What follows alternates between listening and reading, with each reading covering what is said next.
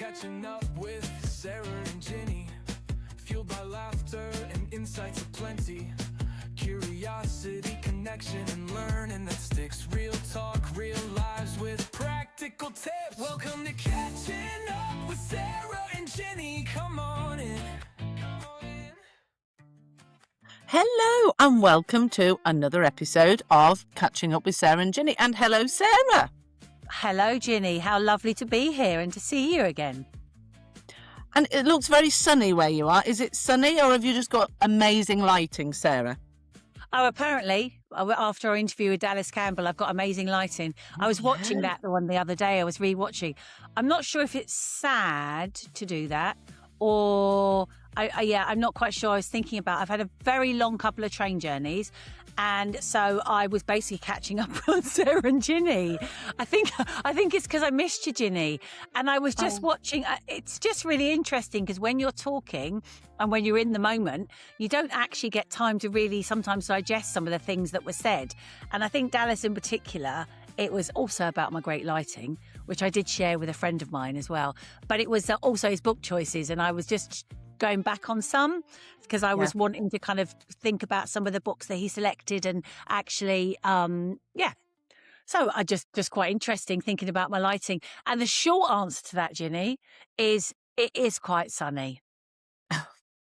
There we go.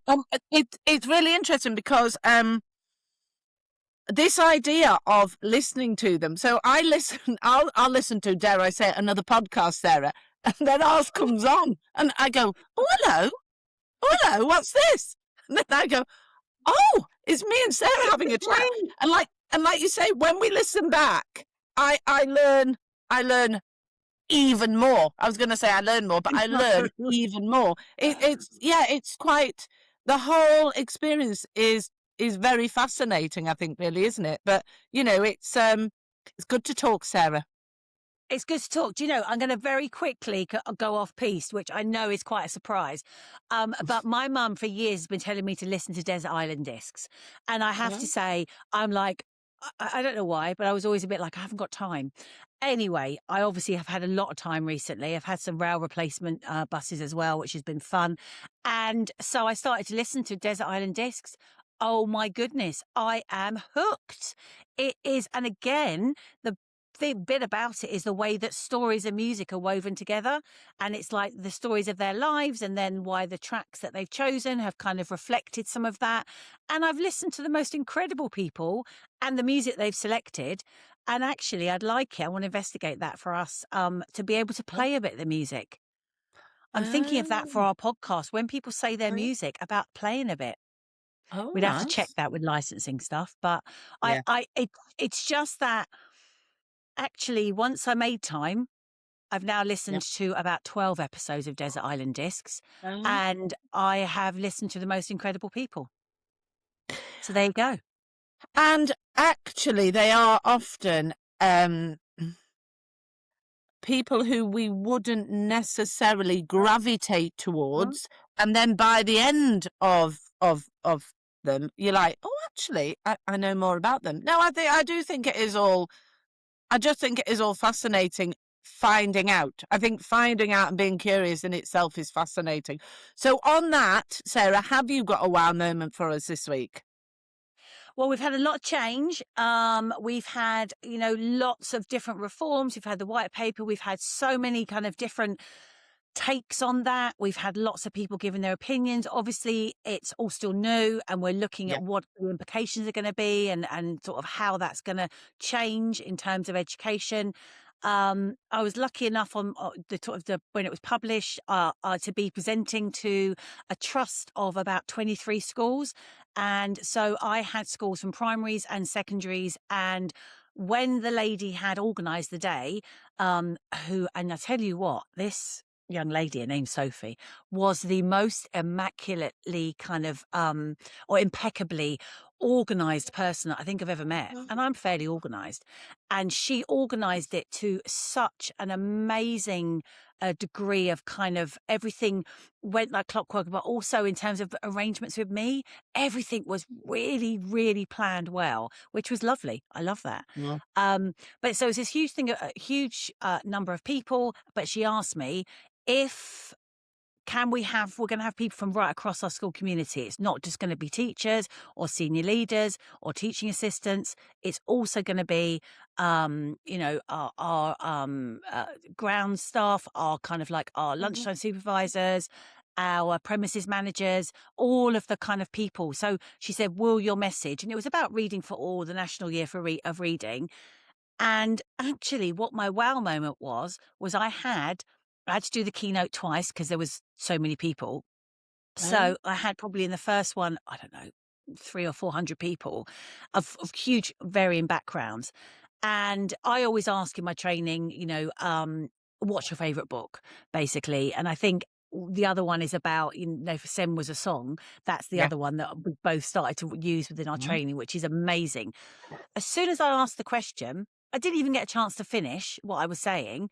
And also I forgot to tell them how I was going to get their attention to get back when you've got that many people in a space. The room just kind of like completely exploded with discussion. So actually it was that moment of, wow, there is such a common ground amongst us all. I just said to them, tell me, talk to the person next to you about your favorite book. Talk to the person about, it could be a book that you've had from your childhood that you use in your work currently, that you've shared with a family member, that, anything, but also it could be something that you've read around, could be fiction, non-fiction, anything, although I didn't get to say the rest of that. And it just exploded. And do you know the energy that I could feel? It was a tiered space as well. It was a tiered hall. So kind of like I could almost feel from the back. The conversation was so loud. I'm not even sure if it's the acoustics. But the energy that was coming from people around a topic that is that common ground for everyone.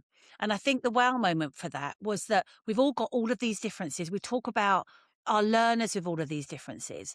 And we've got this huge focus now on this year of reading and on the importance of literacy and all of these changes that have come in with this new kind of 3-tier system or looking at the way that we're going to maybe structure education and send a little bit differently. But there is that common ground and we forget that. We're too busy looking at the label or the difference. And actually, we've got to get back to where's the joy for all of us, but also what do we all get excited about? And actually books in terms of, and when you widen that definition of a book, everyone was able to start a conversation. And it was amazing. And actually once I got everyone's attention again, I put my hand up. I've not done that in years. Then I put 2 hands up, but actually it worked. Everyone stopped. A few people put their hand up as well, which is quite funny. I love that, and then so it just that whole thing around the crowd and how you get attention anyway.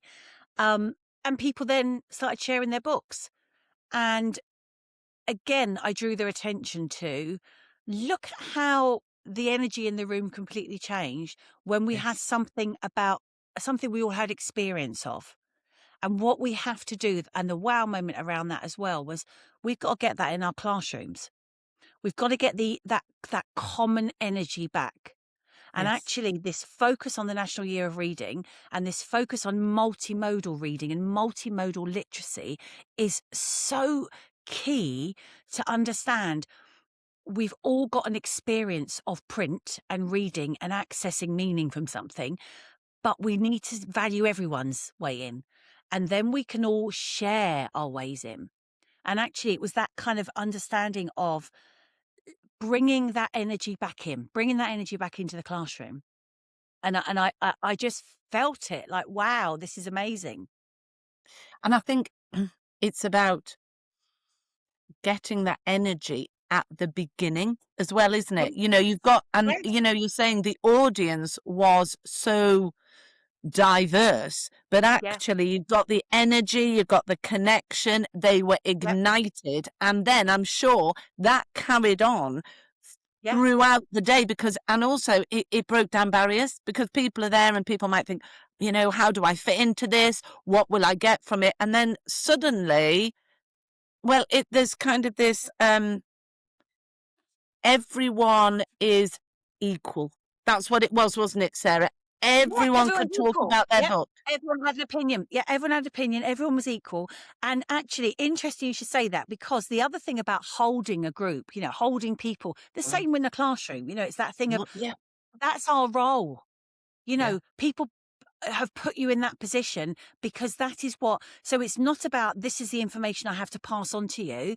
It's about, I know this, I would like you to be part of this, and I know that my role as facilitator is to yes, support the way that gets to you. And yes, because our classrooms, the diversity of our classrooms, the complexity of our classrooms, in many ways, it hasn't changed as much as we maybe feel it has. What's changed is expectations, is home life, is attention, kind of around, with the pandemic, everyone's parameters or their foundations have shifted completely. Their understanding of safety, their understanding of that common ground. Because I then started talking, sharing some things. It's the first day back after a half term. People are a bit tired. You're in a big space with a lot of people. You've got to get that energy back again. So yeah, you go with that for a bit, you ride with it, then you see it dip, then you get your toolbox of approaches and go, right, I need another task, or I need another yeah, energizer, another yeah. way of bringing that commonality back in. And I then spoke to them about within the last 24 hours, what have they read? And we talked about all the different things that we get meaning from, the posters around us. I talked about my journey up to them. I was in Burnley. I talked about the train timetables. I talked about the metro I found on one of the trains. I talked about trying to read the instructions on something. All of those things that I, in the last 24 hours that I gained access from. And oh, Ginny, that was Mm. great, because everyone started talking about that. And I think it's about this tunneled Mm. versus outward thinking, isn't it? Yeah, Actually, I bet shoulders were up, Sarah, and then yeah. shoulders went Got- down, and people were like, "Oh, this is about me. This is about what I think. I'm being asked my opinion." Whereas actually, Yeah. they maybe were expecting certain people would go, "This isn't for me," or this is very tunneled. Whereas actually, when you ask questions that are more open, then there isn't a Yeah. right, there isn't a wrong. People engage, and the whole, like you said, the energy, the dynamics, people feel empowered. And what I think is lovely, I know that there would have been people having conversations who normally don't have Yeah. conversations in every, in everyday kind of school life. And I just think it just sounds great. It just But it's sounds up to great. us. Yeah, but it's up to us. And I think that was the big thing around. It's up to us to have those questions, to have those little like tricks and tips. And I think we've always had that. God, as a teacher, you've always had to have those little Mm. tips and ways of doing it. Mine used to always be, what's in the bag, what's in the box, what's in the book, what's in the, it's like, oh, what have we got here? But it's about, we've lost that a bit, I think. We've lost that a bit with all the pressure. Yeah. It all comes back to connection. It Yeah. comes back to, it's so important to have connection with children.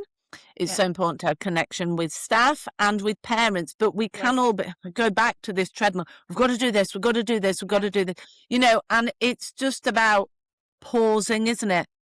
And actually thinking about what is the best way for us all to connect, because connection is key, because things are hard. Things are hard at the moment, and actually Yeah. having those Yeah. positive connections, those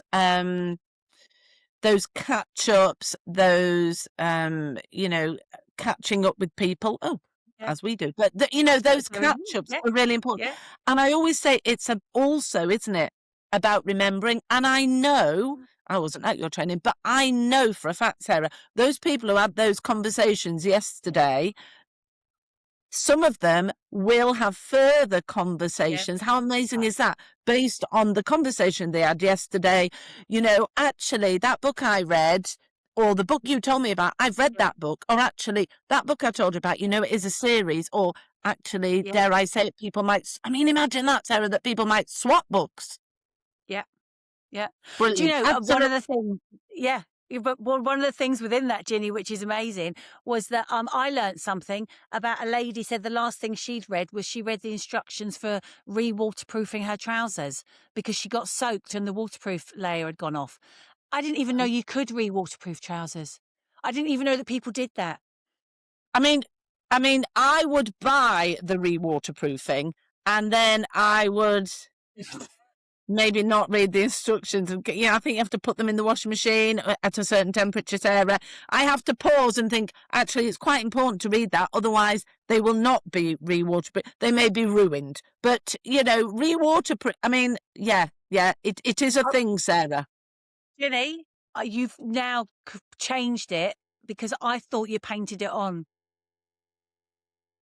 Well, the one that, oh my goodness, every day's school day. So the one that I have had experience of, wow, how amazing. What is this about? Is that you put the unwaterproof trousers in the washing machine and you put the liquid in where it tells you to on the instructions, and ta-da! At the end of it, you hope, Sarah, that you have some waterproof trousers. But there may be another one that you paint on, but I think it's unlikely, Sarah. I think it's unlikely, Ginny. Oh gosh, I'm almost. I honestly thought that she stood there and painted the waterproof layer onto the trousers. But there we go. Yeah. There we go. No, I did think that was, that's quite a lot of work. Wow. Well, I'm going to move us on to a song which I think is quite apt, and it's Shake It Off by Taylor Swift, because I think just when things get a little bit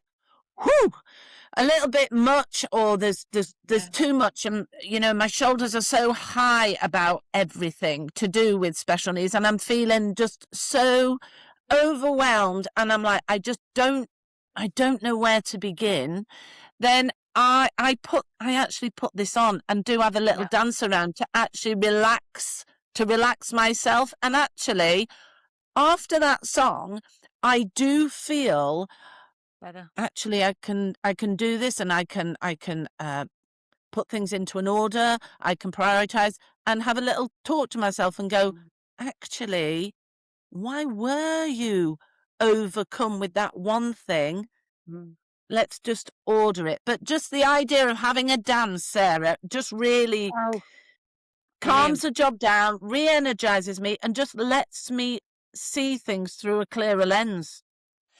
And can I just say that actually that is a song that's quite important within my family, because my mum and I have used that as a point when she just had one of her hip replacements, and we had lots of discussion around some of the negativity that come with having a big operation and how you feel afterwards. And so our thing was just, we used to text each other, shake it off.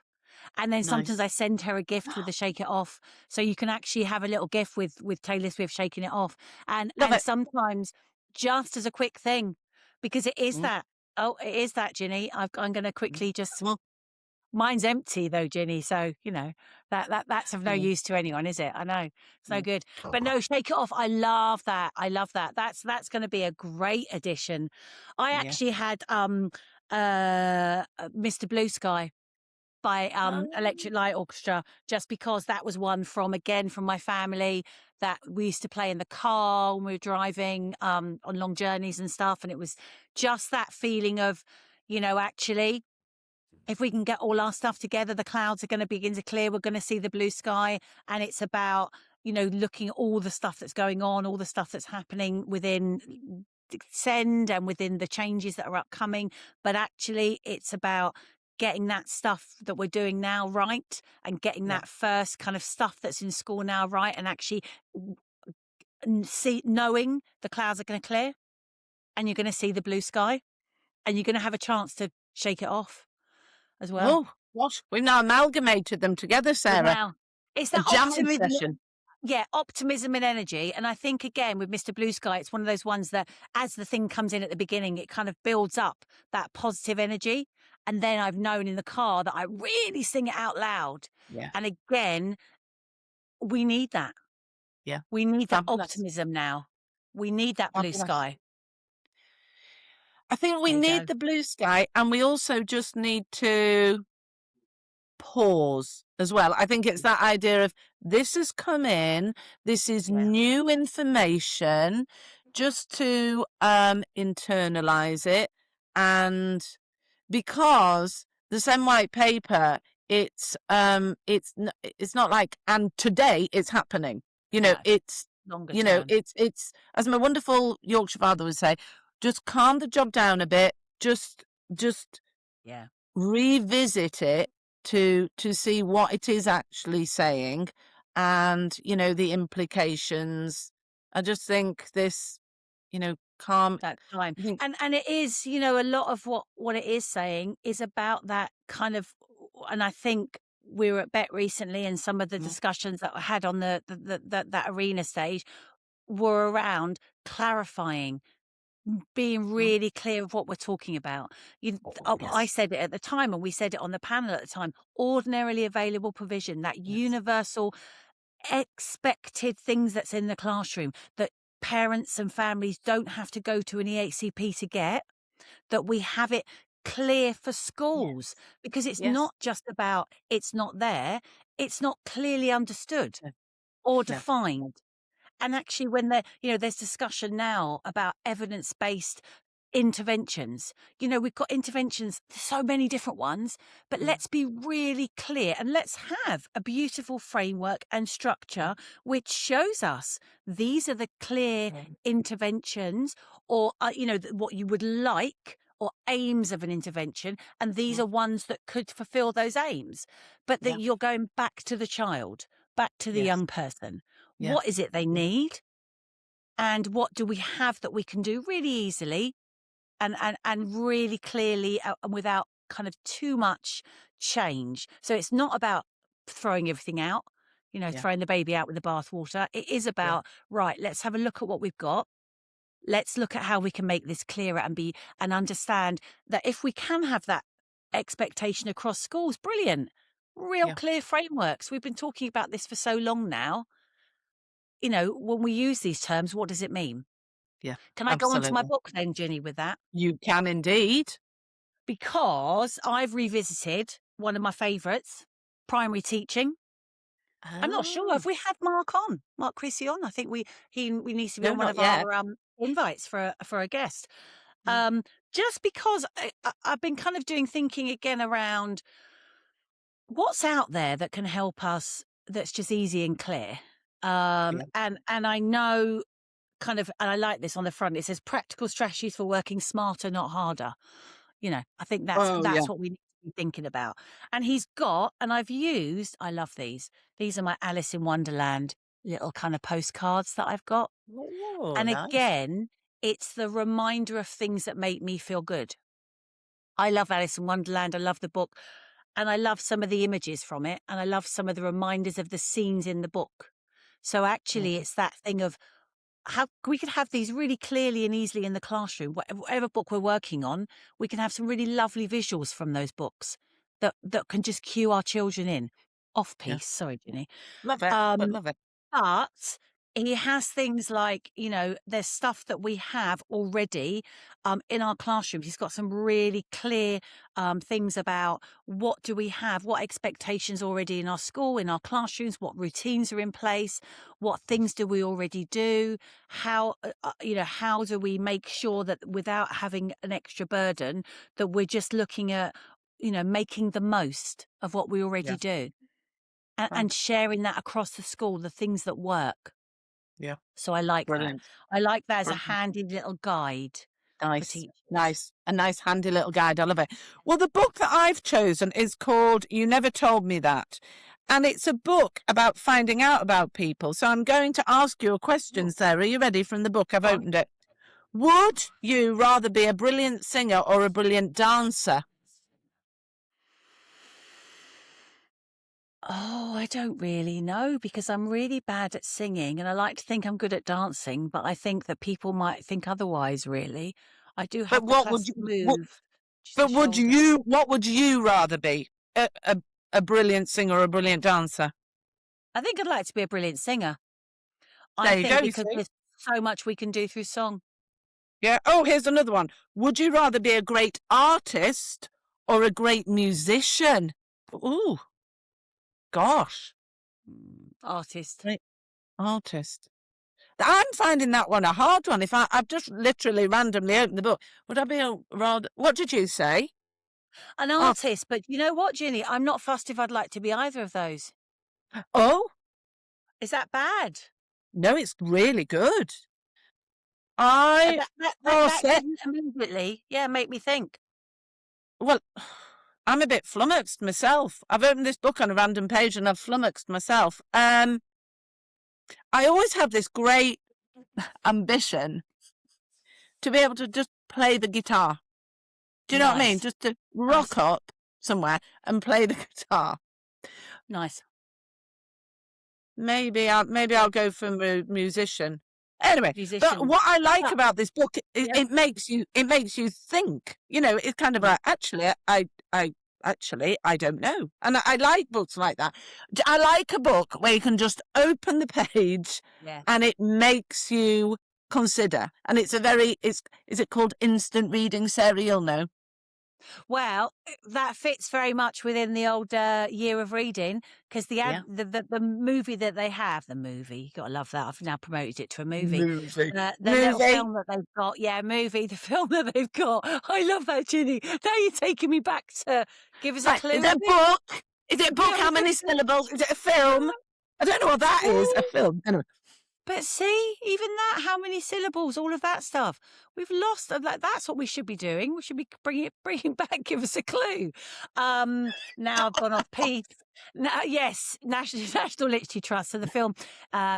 Has got at the start, it talks about we've got to encourage our learners to graze, to snack, to feast, to kind of on reading. And actually, it's about, and that's what when I was talking actually yesterday. Actually, it was around what does grazing look like.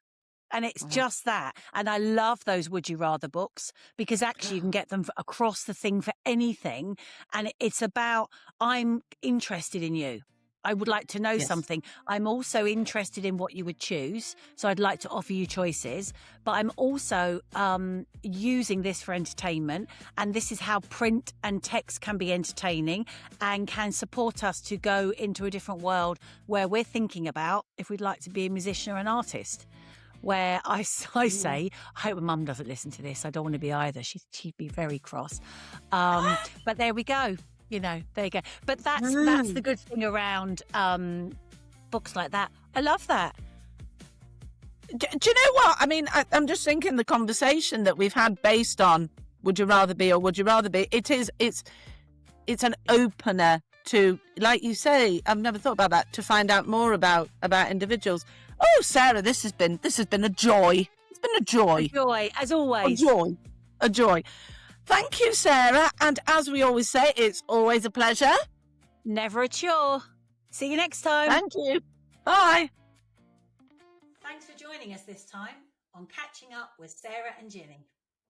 Always a pleasure and never a chore.